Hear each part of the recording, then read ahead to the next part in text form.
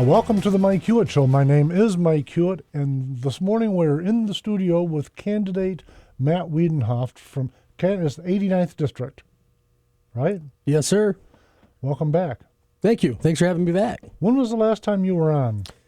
I want to say early March when I announced my candidacy for the 89th District State House of Representatives. You took me by surprise that day. Yeah, I think I did a lot of people that day. Now we're right on the edge of 30 days. Well, I think we're exactly 30 days going to the primary now. We're real close. So how are you feeling about it? I'm feeling great. The support is just growing every day we do this. And the door knocking's going great. The supporters, the endorsements, everything's going just fantastic. So when I look back at that morning I was here last time and think, yeah, this was the right decision because of what I'm hearing back from the citizens. Very nice. Now tell me about support, because by the way, I want to dial into the issues a little bit as we go forward. And I was nice last time. I got the spike gloves on this time because we're going to dive right into some stuff. But before we get there, you mentioned support. Are you getting endorsed? You're a primary challenger, right? Yeah. So you're challenging an incumbent, and that's an uphill battle. And I've been interviewing a lot of folks over the last several months that are primary challengers. And I've been a primary challenger myself a decade ago, but I know it's an uphill push. So tell me, you talked about what kind of are you getting endorsements? Yeah, I get an endorsement from the Michigan Liberty Caucus, Dr. Kessner, and her husband Kyle Kessner. Jim Chiodo, he's the head of the Tea Party Patriots, the Ottawa County Patriots down in Holland, and a lot of other individual endorsements. There's some other supporters out there. Dave Agema, who's the RNC chairman for the National Party from Michigan, he's supporting us, and he'll actually be at an event next Wednesday for us. Okay, he'll be at the event? Yes, sir. He's going to be speaking on my behalf and be in attendance too. Okay, now Dave has been on the show a couple times in the past. I think 2 or 3 times in the past. And he is a term-limited out-state representative for listeners that are not familiar with Dave, and you touched on it briefly, but he is the current national committee man to the RNC for Michigan. Both for listeners, again, the Democrat Party, they have a national committee woman and a national committee man from each state, as does the Republican Party.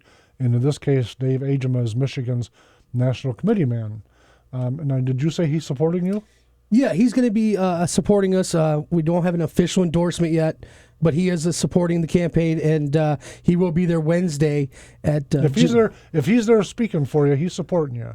Yeah, I know Dave pretty well, so I'm good for you, and I get that's huge, especially given the fact that you're a primary challenger. Have you had any contact with the incumbent? I have. I've ran into her at a few different events. In fact, just last week at the Ottawa County GOP meeting, she was there, and just asked her how things are going, and talked about the families a little bit. She's very nice, and we've had some good conversations. Nothing negative. You're saying she's nice. We just disagree. Exactly. Yeah. No, that's okay, huh? Yeah, you can be nice. It doesn't mean that we have the same ideology, the same theology, or the same views on how things should be done. But you're both Republican. Yes. I recently had a guest on where the differences between her and her opponent, in fact, it was the other way around. She was a primary challenger. She was challenging an incumbent male, so it was exactly a flip-flop. But listening to her view versus his voting record, it truly, literally was like they were from different parties. Their view of these issues appear, at least on the surface. In fact, we're going to get into some of the nuances in politics in the second segment, but at least on the surface, their views appear to be very different. But when you're door knocking, what kind of response are you getting from people? What are the folks saying to you?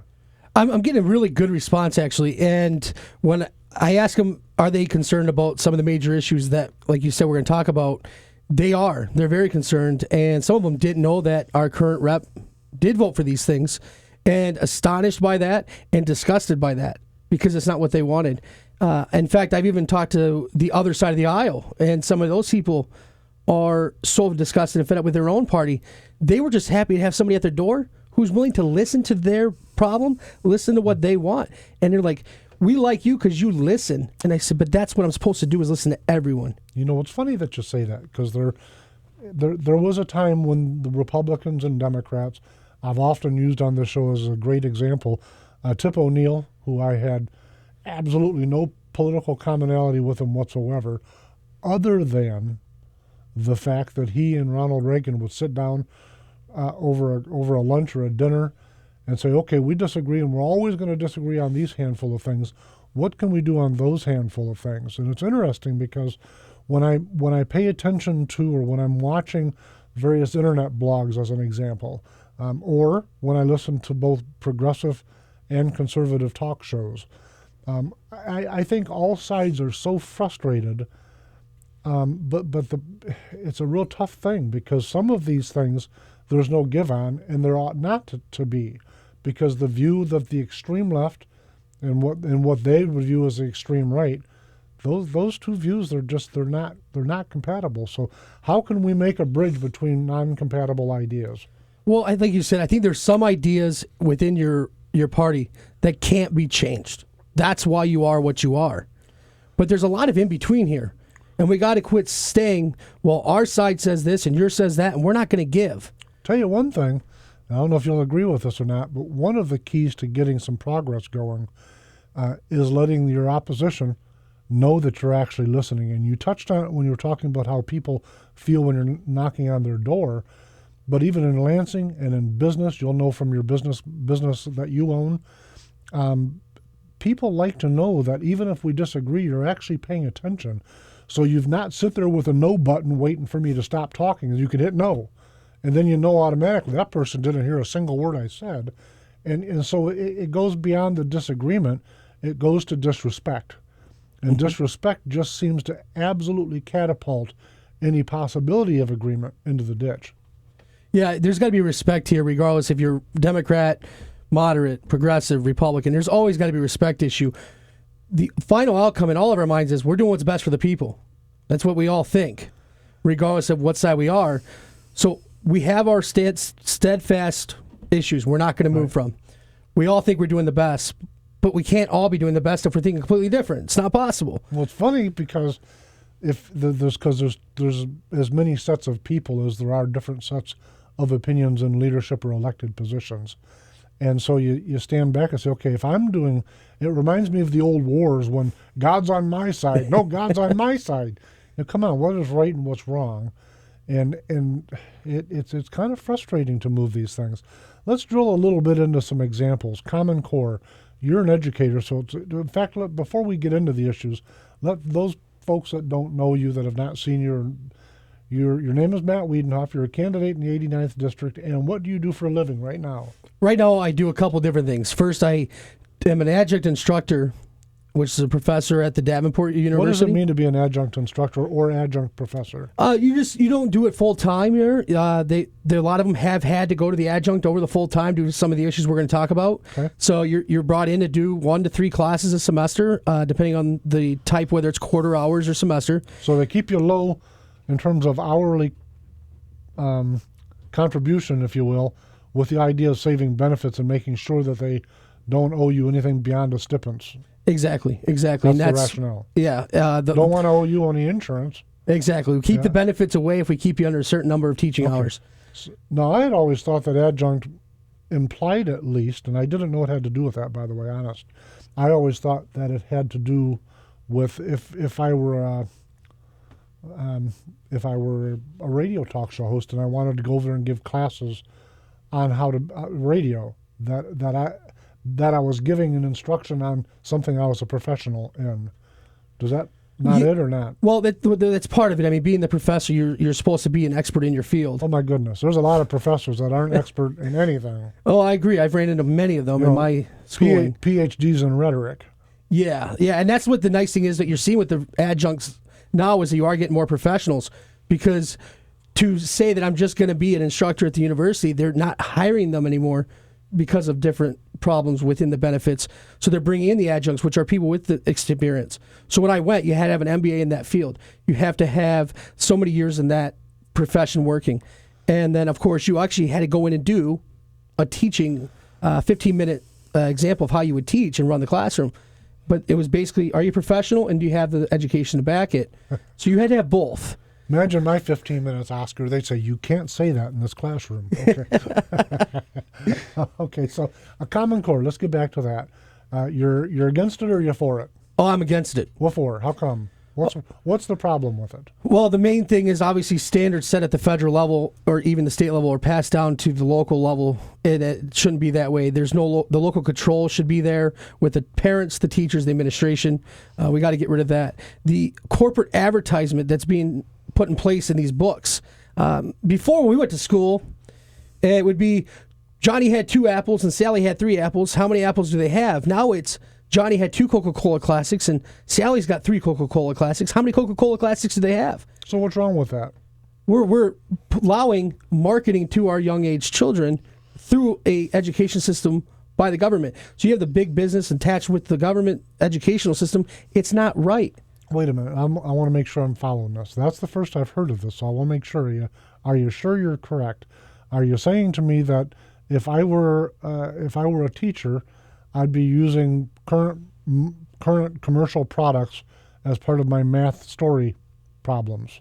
Yeah, they can be, and they're actually using it in other places within the reading, more commercialized type things. Reminds me of when the soap operas used to have a Coke sitting on the table, or Winston-Salem cigarettes or whatever to market because they paid for that product presentation.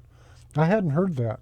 I have heard things like obstacle or placing an obstacle or a wall between teachers and parents having control over their children. Now, you addressed federal and state control.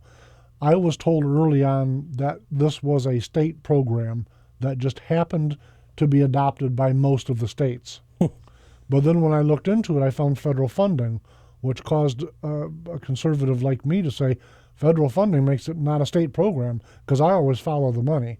Whoever controls the money is the person that's in control of the process. Am I thinking wrong? Oh, no, you're right. I mean, everything, you follow the path, you'll find the money, and that's who really controls it in anything you do, whether it's government, business, the household. It's always about that. To me, it's kind of as naive as saying the federal government's going to give us $1 billion and they really don't care what we do with it. So, and by the way, maybe you can help me on another line also with Common Core. When I viewed it, I did see it as a pushback on parenthood and teacher relationships.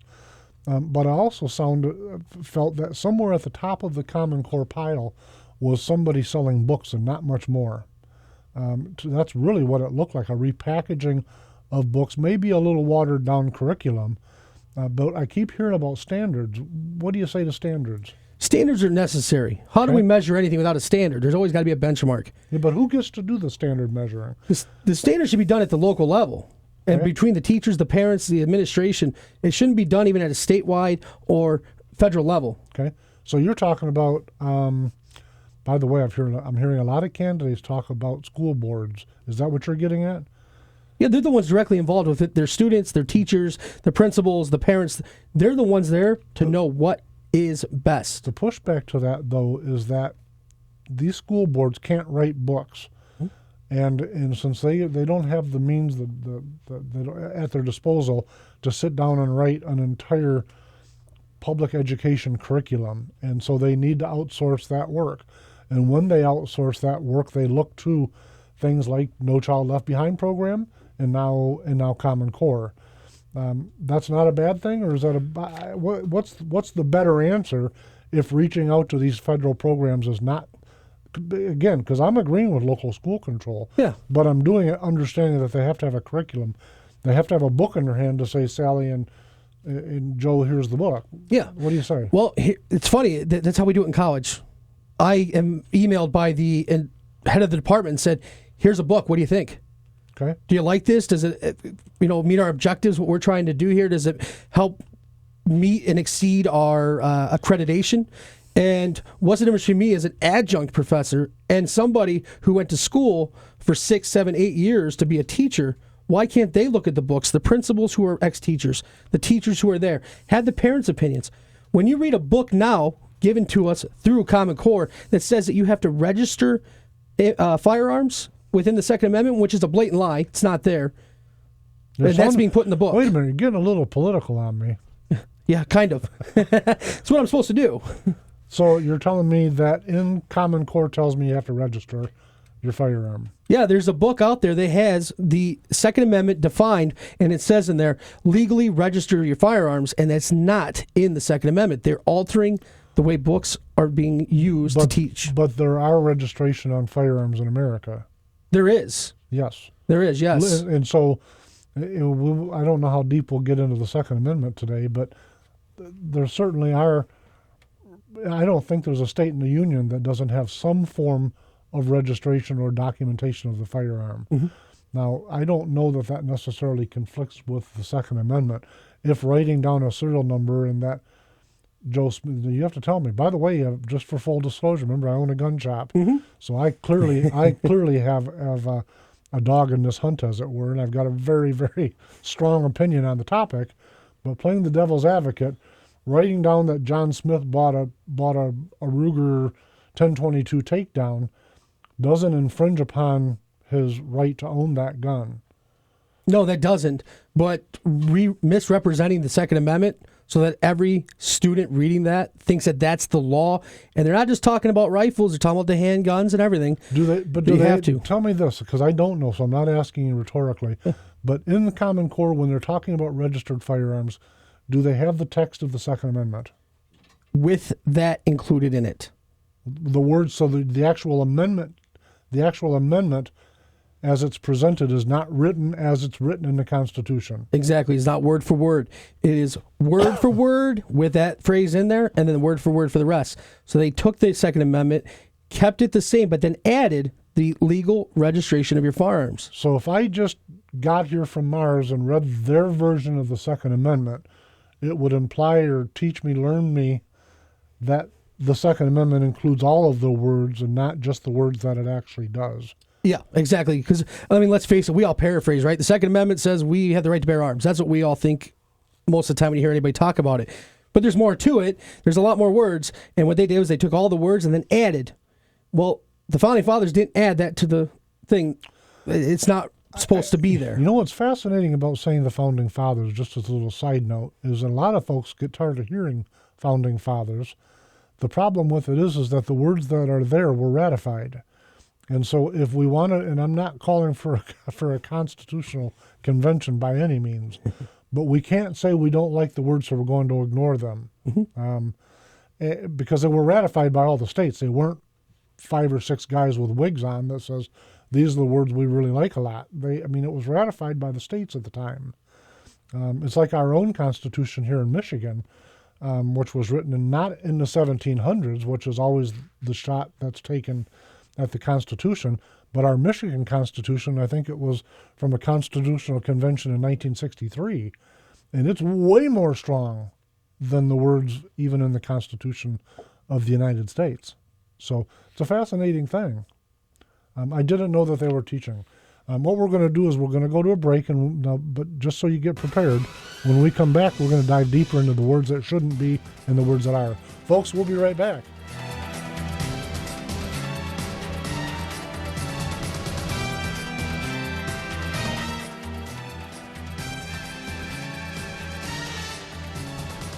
I've made a discovery. The down-home community our grandparents loved is still here. Seriously, that's what you'll find at Renegade River in downtown Spring Lake. You might be looking for a new or used hunting rifle or something for personal defense. Maybe a DNR sport license or fishing supplies, personal and home defense, hunting, Army, Navy supplies, fishing, survival gear, and even a tools and guy stuff consignment department. You'll be greeted by low prices and quick professional service provided by shopkeeper like Hewitt. If you're not in a hurry, grab a cup of coffee and join in the conversation. Renegade River, firearms, hunting, personal protection and survival gear, going camping, or looking for emergency products. Come take advantage of the prices while meeting up with old friends and making new ones. Renegade River, next to the police station in downtown Spring Lake, or go to the website renegaderiver.com. This is a national health alert from Worldwide Medical. Are you on Medicare? And do you suffer from back or knee pain? Have you tried injections, pain pills, or even had or considered surgery? If these examples apply to you or a loved one in pain, stop. There is a better way. You could qualify to receive a pain-relieving back or knee brace at little or no cost to you. You'll receive free information, free delivery, and all the insurance paperwork is handled for free. Best of all, there is little to no cost to you for the braces. Call 1-800-282-6789 to get all the details. It takes just a couple of minutes. These amazing braces have helped thousands of people in severe pain, and you may qualify to have yours delivered directly to your door at little or no cost to you. Call 1-800-282-6789 right now. This may be the most important call you make all year. That's 800-282-6789. Call now.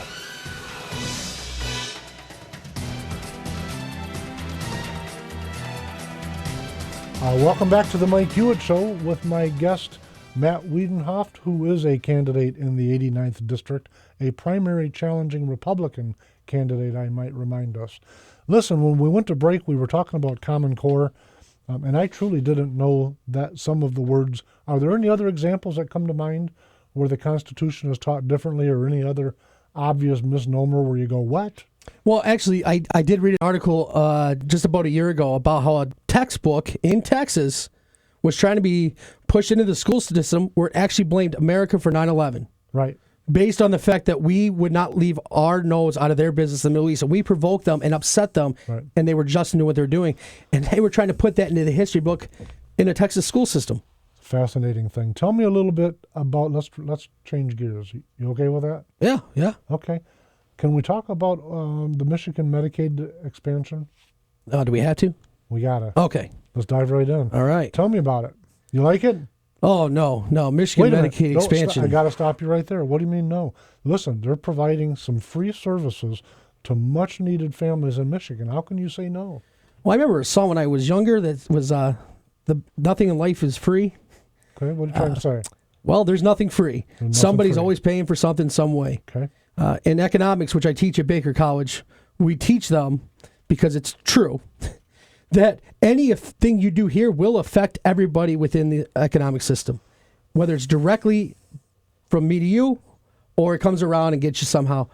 When we include free, it's never free. The money's coming from somewhere. It may be free to you, but it's not free to Mr. Jennings over here. Some of the things I found fascinating about the sale of it, and I looked at it like the sale of it during the campaign and the ramp up to the vote, then the re-ramp up to the other vote and the other vote and the other vote, before it was finally rammed through. Some of the things I found fascinating on the argument was an example of the one that was, in fact, it's still being articulated by the folks that voted for it and that are being primaried largely because of the vote. Maybe that's part of your thing also. You'll have to tell us later. But some of the things that folks were being told is that we're already paying for these folks to get free service, but we're doing it in an inefficient way because without insurance, they're largely visiting the emergency room, which costs more than going to the physician of their choice. And the irony to that sales pitch is that folks that are Medicaid recipients, for whatever reason, okay, they go to the emergency room at a greater rate than folks without insurance or folks that have insurance provided for them or at their own expense through an employer, as an example. So when I look at that, I think, wait a minute, the chief argument that they're using to extend this was a savings. And I thought, I'm trying to get my head around the idea. You're going to spend $1 billion and we're going to call it a savings. And we're going to do that because some folks will go to the emergency room that actually will go more often. Listen now, I want more people to have insurance, and I'm going to guess you do. Let me take that back. That's not true. I want more people to have access to health coverage. I don't care whether it's insurance or not. Mm-hmm. More people. But when I look at it, I say this will, as a matter of documented fact, it will raise health care costs in Michigan. And so the unintended consequence of providing a few more people insurance will be less people will be able to afford health care. Am I thinking wrong? You're the economist in there. No, you're right. Have you ever heard the saying, I'm the government, I'm here to help? Oh, boy. Yep. Yeah, I believe Ronald Reagan said that. Yep. And I thought it was probably the most scary and funny saying I've ever heard in my life. That's what we have here. I'm the government, I'm here to help. No, you're not. You're here to make more dependency. When we spend more, we don't create an economy. What we've done is we say we're going to send these dollars to the federal government and they're going to send them back to us. Well, they're not paying for 100% of this thing forever. This is a short-term budget thing that they're going to pay. That's problem number one. Number two, you've taken more people and put them on a state-run system. Why aren't we taking more people and getting them educated about healthcare, or getting them more educated so they can get a career path where they can also afford healthcare? Not get a job to get health insurance, but be able to afford healthcare. I remember when they were ramping up for the sale of this, they were pointing at how successful the VA system was. And I haven't heard that in quite a while now. I'm going, wait, where's the VA argument?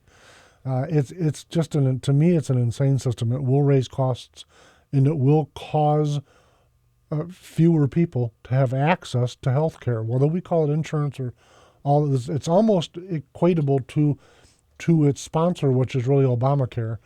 By definition, by legalities, is Obamacare. But when you look at that and you say, okay, the idea here was to get more people insurance. We need to get some people that are financially challenged.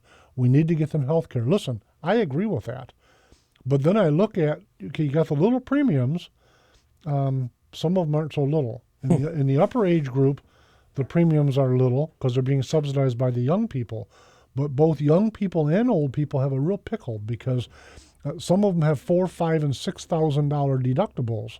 So you go, wait a minute, we're doing this for folks that we're considering poor, and then we're giving them a deductible that they cannot possibly ever pay if they actually truly meet the criteria income-wise that this was set up for. So on a federal level, I went, well, that makes typical sense on a federal level, but when it took place on the state level, I was aghast.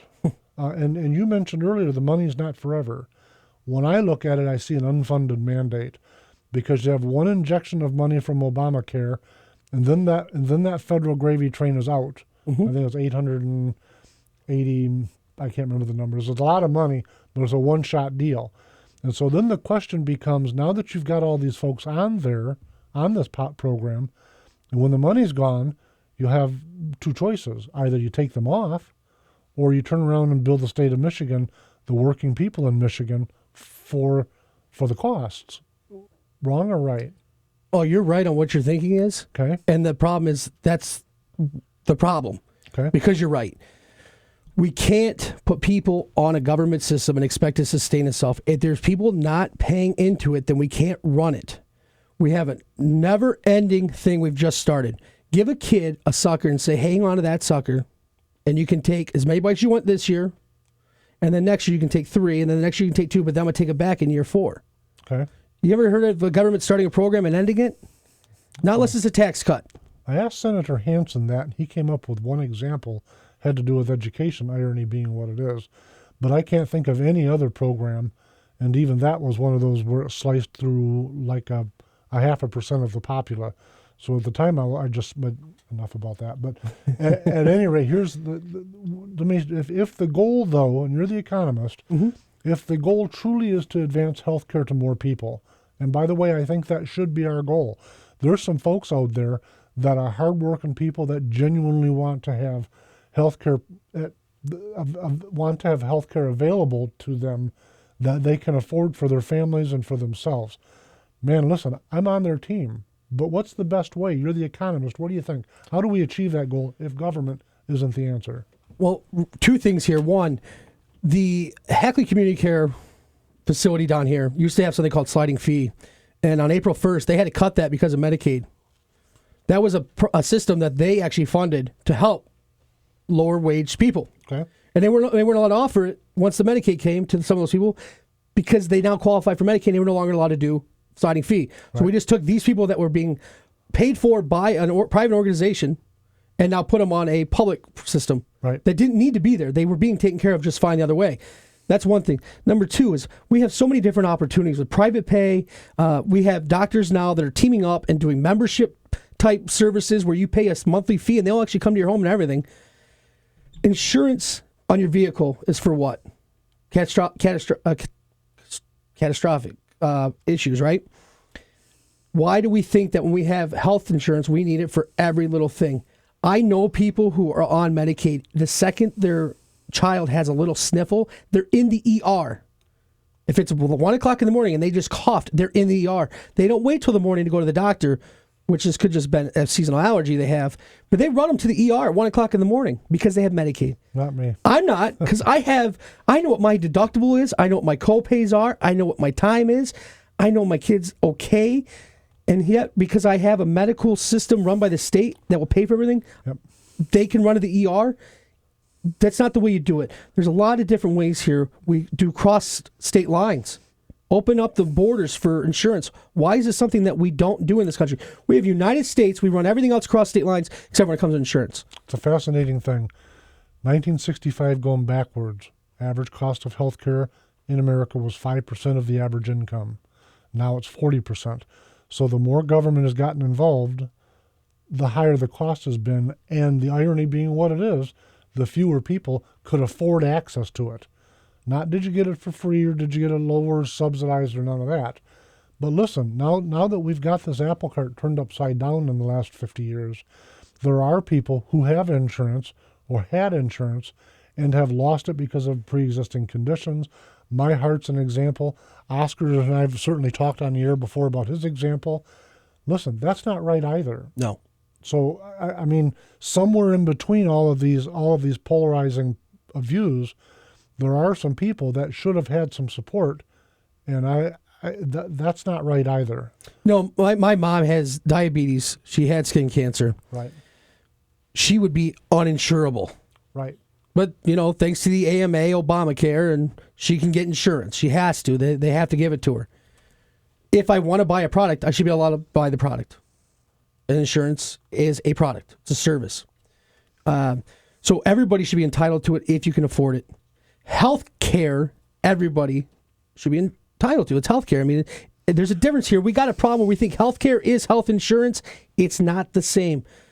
If I need health insurance, I've talked to people who were $80 above the threshold for the Medicaid expansion. They're now paying $600 to $700 a month in insurance costs. Sure. Before this Medicaid expansion, Obamacare, they were paying only $300 and some a month. Right. So they're still outside the threshold, and yet their rates just doubled. Right. And I didn't ask them about their deductibles. We hear that a lot, but the deductibles are monstrous.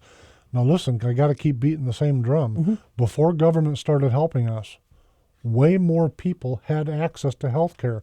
And issues like your mother's diabetes, Oscar's issue in my heart, back then, you had access to folks that could help. You had circumstances that could help.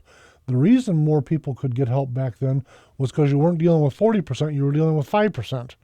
But we've gotten to the point now where everyone's heard me talk about these statistics, but you've got literally overnight stay, average cost of a single cotton ball, $6. A cotton ball, one cotton ball for $6 for an average overnight stay. An individual Motrin tablet, $9 for not a bottle, a single Motrin tablet for overnight stay.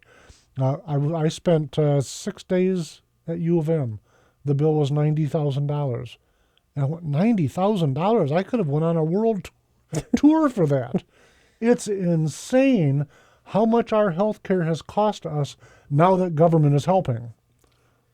When you go to a restaurant and you buy a pop or a soda, do you know what it costs? Do they list that price? Nope. Most times they don't, because they just assume you're going to buy it.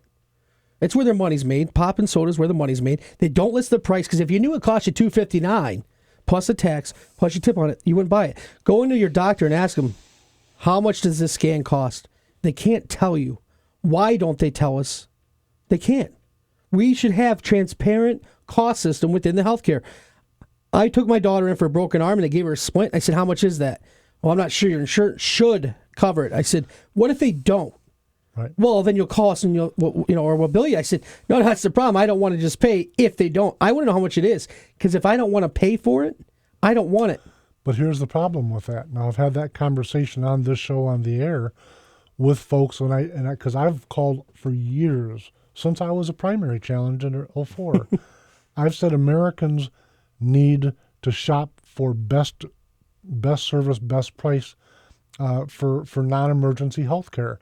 And if we just do that, to your point about the sniffles, okay, I got a cold, so tomorrow morning I'm going to call 2 or 3 doctors and see who's going to give me the best price and the best service. No different than if I were going to buy a Ford Focus.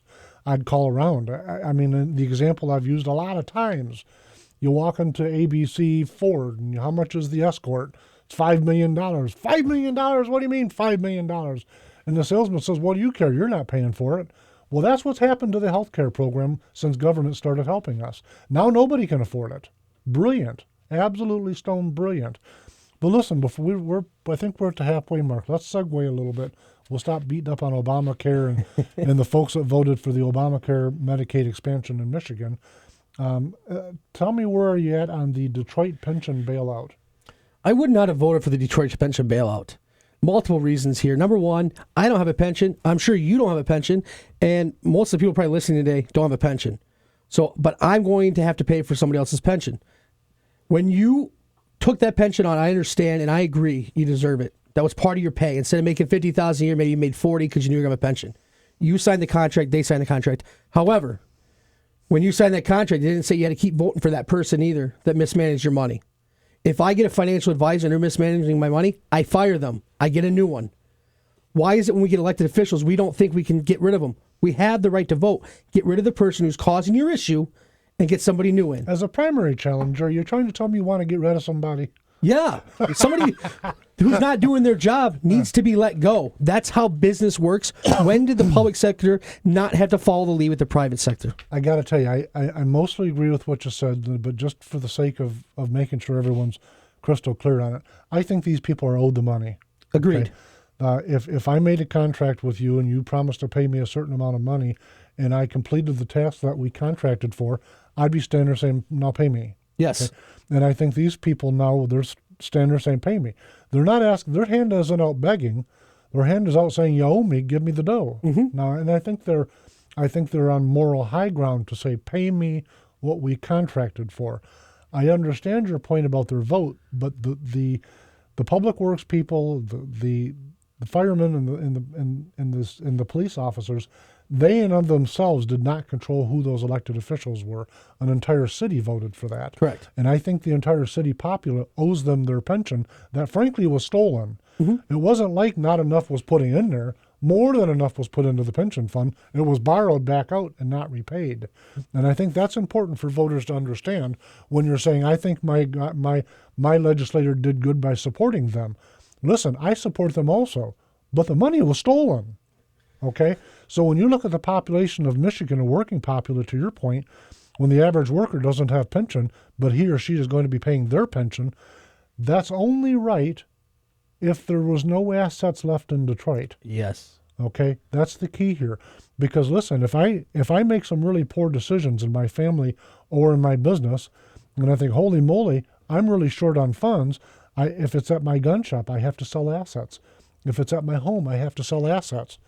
I think Detroit needs to be listen, you've got railroad stations, you've got all kind of things down there. So before you look to the folks that don't have a pension to pay the pension that you stole, you need to liquidate your assets. Am I on the right? Are we thinking the same? Oh, we're on the same track here because it's really, if you think about it, it sounds a lot like what we call Social Security. Well, Young people keep paying in, but we keep being told we're not getting it when we retire. That's the third rail. We're not supposed to mess with that in politics. Folks, we're going to mess with that in just a minute. We'll be right back.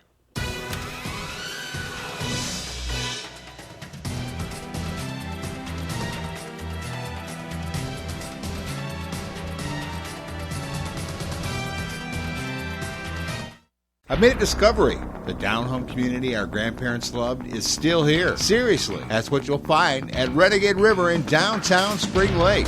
You might be looking for a new or used hunting rifle or something for personal defense. Maybe a DNR sport license or fishing supplies. Personal and home defense. Hunting, Army, Navy supplies, fishing, survival gear, and even a tools and guy stuff consignment department. You'll be greeted by low prices and quick professional service provided by shopkeeper like Hewitt. If you're not in a hurry, grab a cup of coffee and join in the conversation. Renegade River, firearms, hunting, personal protection and survival gear, going camping, or looking for emergency products. Come take advantage of the prices while meeting up with old friends and making new ones. Renegade River, next to the police station in downtown Spring Lake, or go to the website renegaderiver.com.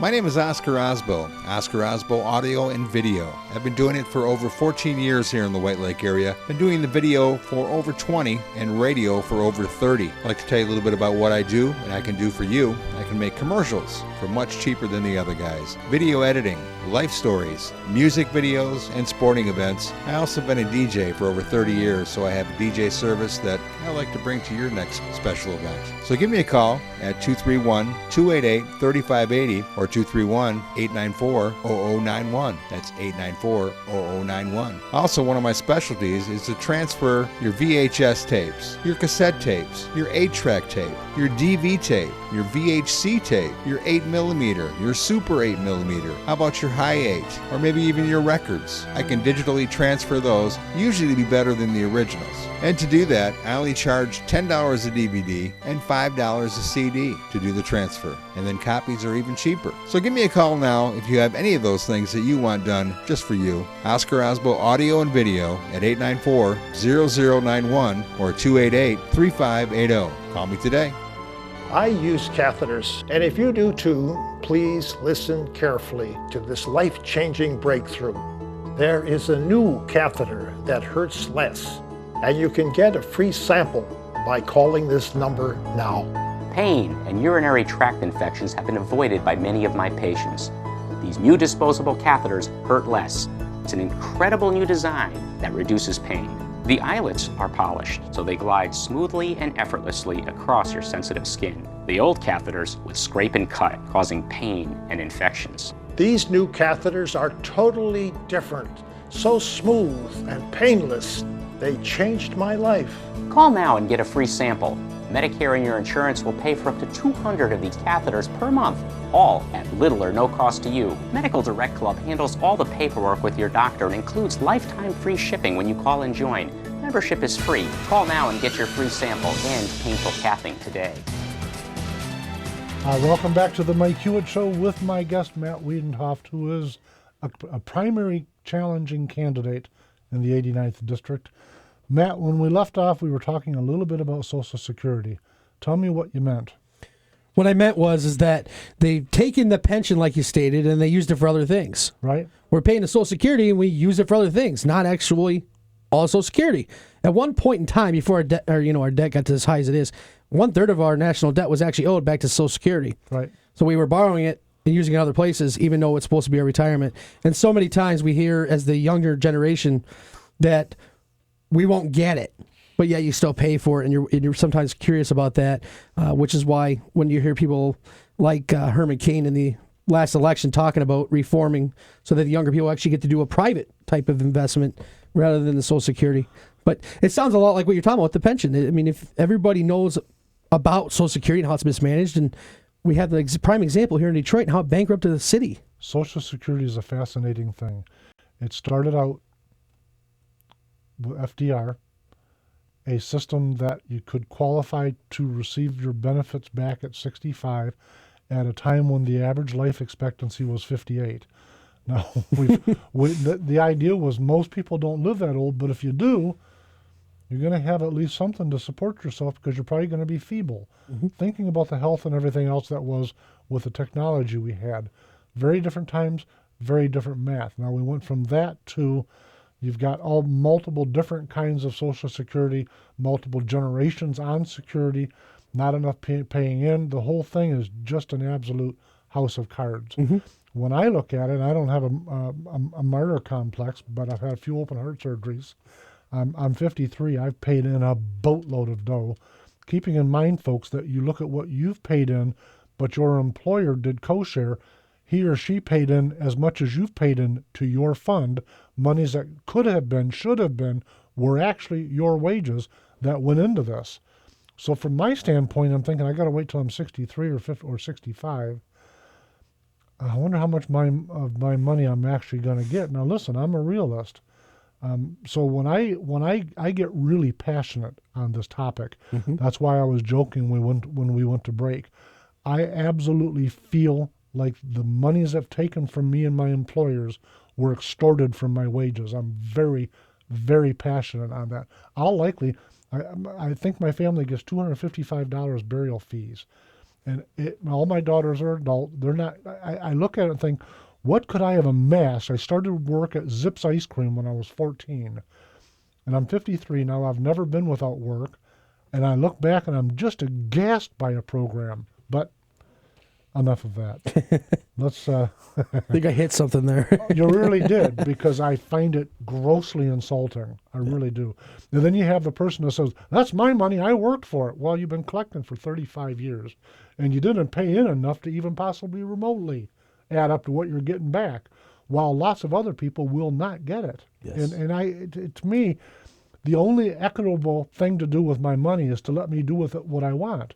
And if what I want to do with it is throw it out my window at 75 miles an hour and be stone broke if I get to live old, that's my business. Yeah. I mean, I just don't get the concept that we as a society must be aided, must have our money taken away from us and given back at someone else's decision. But I regress.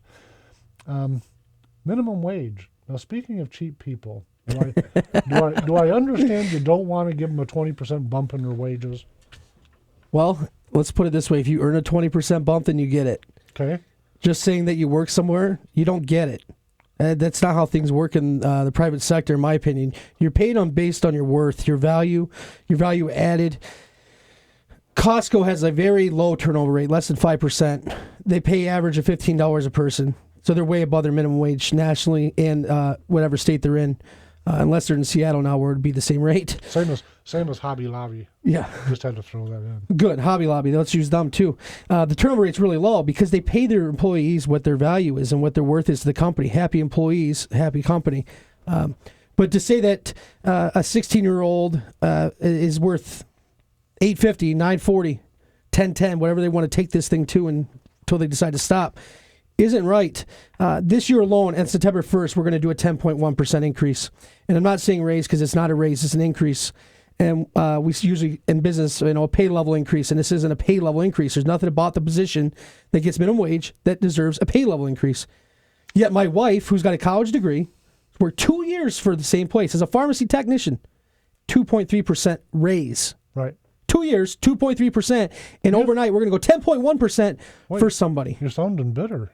I'm very frustrated with this because the fact that the legislators in Lansing actually thought this could possibly do anything good for the state is unimaginable. Listen, the folks that I talk to on my side of the ideological curve tell me that they didn't like this plan, that what they felt they were doing was heading off the hard left with their ballot initiative for an even larger increase in minimum wage. And by the way, I'm all about folks making more money. I always hear that Republicans and conservatives are about rich people. I want more poor people to get rich, okay? And I think that comes through opportunity. And I'm not convinced, in fact, I can tell you for a fact, that government mandated anything does not lead to greater opportunity. There's no examples of it in all of the world's history. There's no such thing as mandate equal opportunity. What happens to the person who's worked at the movie theater, Grand Haven 9? They've worked there for 3 years, started at 16 and now 19. They started out at $725. Yep. Now they make $850. They've worked 3 years to make that raise. Right. They are now at minimum wage. Right. Overnight. And the people who just get hired in that day, their first day, equal his work worth of 3 years. It's not the same. They're also putting the burden on the business by increasing all this. I tell you who the burden really is on, okay? And it's one of those ironic things about how math works. The burden is on the exact same people we're talking about giving the raise to, okay? Because they're not going to be able to afford to go to the movies anymore. All of the people, the person that's been there 3 years, to your example, their wages will go up. The new hire will go up. All of the scale will go up. And with it will go the cost of a hamburger, the cost of going to the movies, the cost of popcorn, the cost of health care, all of the costs that we're talking about. My Medicaid contribution, my Medicare contribution, my Social Security, and my co-share, all of these numbers go up, okay? So the folks that we were in this big hurry to protect them, by the way, I want to protect them. I don't want government mandate. I want opportunity for them. I do. But I don't, to cause inflation, which is really what we're talking about here. We're talking about government-mandated inflation. Yes. I don't know how that helps anybody. on September 1st, when people wake up, their dollar on August 31st now only buys 90 cents on September 1st, if you want to think of it that way with the inflation and everything. Now, when I say the burden's on the business, what I mean by that is it's on the business, and where does business burden be directed? Right at the customer. So the costs do go up. Now, here's a story for you. I met this nice Israeli woman. She owns a small business in Grand Haven, printing T-shirts, custom T-shirts. If you get down there, go visit her. Very nice. She's an immigrant? She is. She's from Israel. Okay. Fantastic woman. And she literally told me, I will have to let go of some people probably, or maybe possibly close my doors because of minimum wage increase. Because when I looked around, she had a 16, a 17, 18-year-old kids working there for the summer, teaching them a work ethic who she cannot afford now because of the added burden. And what I really liked, and this is my favorite thing about all this, and I get hammered on minimum wage. We don't want to pay us more. No, I want to pay you more if you work for it, number one. Number two, when I pay you more, that also means I have higher unemployment coverage. I have higher Medicaid, higher all these things like that. Plus, guess what? Now your income that kept you in that minimum wage or that Medicaid expansion dollar, you maybe just put yourself out of that. Right. So you might make more than to get your free Medicaid. Yeah. But nobody thought of that. They just thought, more money in my pocket. I'm sorry, it doesn't go in your pocket. If there's a 28% increase in wages, businesses will increase costs by 30%. They want the buffer to make sure that when it goes up again, that they're still secured. Businesses are not going to lose money, but the problem is they create the opportunities to make. If they pay less, they pay you more. You teach. Tell me what you teach again. Economics, accounting, management, and business. So if I tell you that a government advanced inflation is tax, would you agree with me? Yes. Okay, I don't think a lot of folks realize that. When the government causes a tax, when they cause a surge, it's actually a deflation of the dollar. Your dollar becomes worth less. The difference of what your dollar buys, when it goes down, that difference is a tax. Mm-hmm. Does that make sense? Yes. Okay. Let's listen. We don't have a whole lot of time left. There's one more topic I want to get to, and that's illegal immigration. That's been a hot topic for the last 30 days. I recently had Dave Agema on. In fact, that's what our primary conversation was illegal immigration.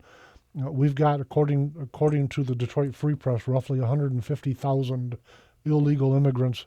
I think they call them illegal residents here in the state of Michigan. There's 60-some thousand children, which is just an absolute humanitarian crisis going on in our southwestern states.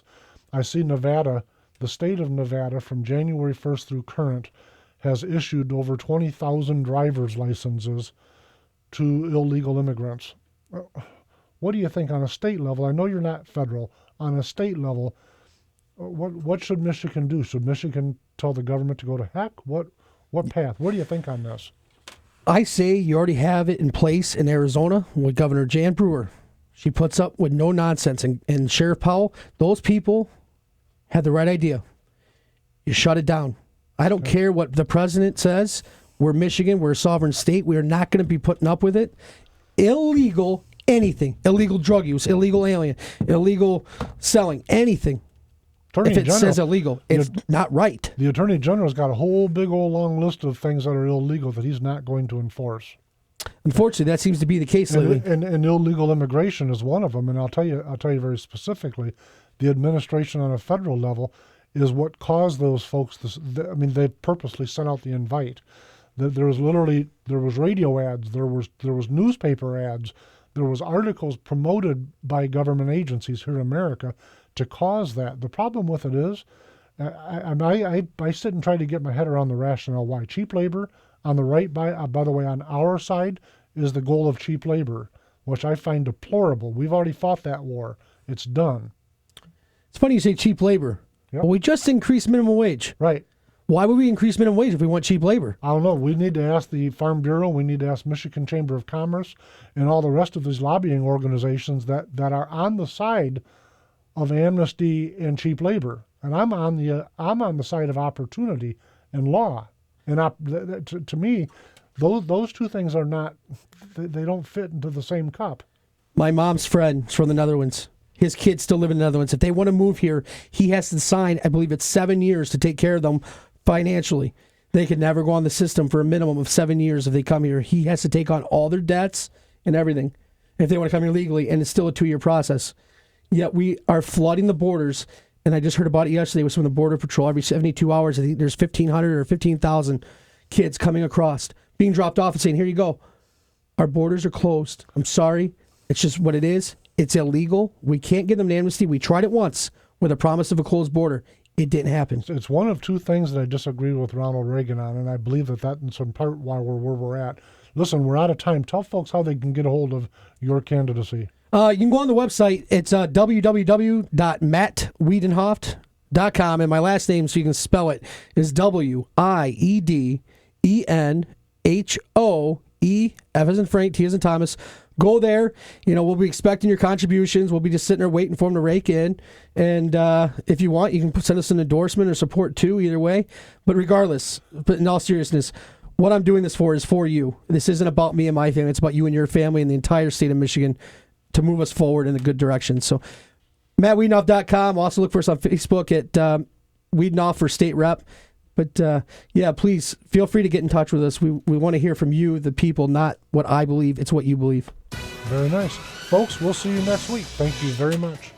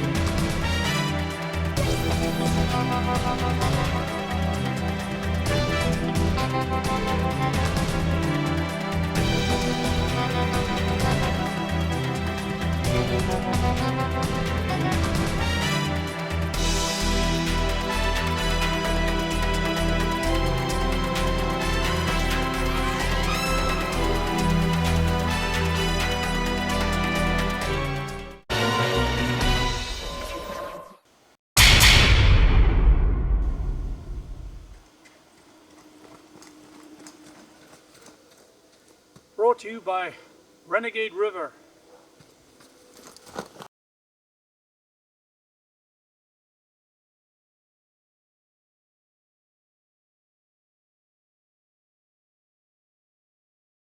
I've made a discovery. The down-home community our grandparents loved is still here. Seriously, that's what you'll find at Renegade River in downtown Spring Lake. You might be looking for a new or used hunting rifle or something for personal defense. Maybe a DNR sport license or fishing supplies, personal and home defense, hunting, Army, Navy supplies, fishing, survival gear, and even a tools and guy stuff consignment department. You'll be greeted by low prices and quick professional service provided by shopkeeper like Hewitt. If you're not in a hurry, grab a cup of coffee and join in the conversation. Renegade River, firearms, hunting, personal protection and survival gear, going camping, or looking for emergency products. Come take advantage of the prices while meeting up with old friends and making new ones. Renegade River, next to the police station in downtown Spring Lake, or go to the website renegaderiver.com. My name is Oscar Osbo Audio and Video. I've been doing it for over 14 years here in the White Lake area. Been doing the video for over 20 and radio for over 30. I'd like to tell you a little bit about what I do and I can do for you. I can make commercials for much cheaper than the other guys. Video editing, life stories, music videos, and sporting events. I also been a DJ for over 30 years, so I have a DJ service that I like to bring to your next special event. So give me a call at 231-288-3580 or 231-894-0091. That's 894-0091. Also, one of my specialties is to transfer your VHS tapes, your cassette tapes, your 8-track tape, your DV tape, your VHC C-tape, your 8mm, your Super 8mm, how about your High 8, or maybe even your records. I can digitally transfer those, usually to be better than the originals. And to do that, I only charge $10 a DVD and $5 a CD to do the transfer. And then copies are even cheaper. So give me a call now if you have any of those things that you want done just for you. Oscar Osbo Audio and Video at 894-0091 or 288-3580. Call me today.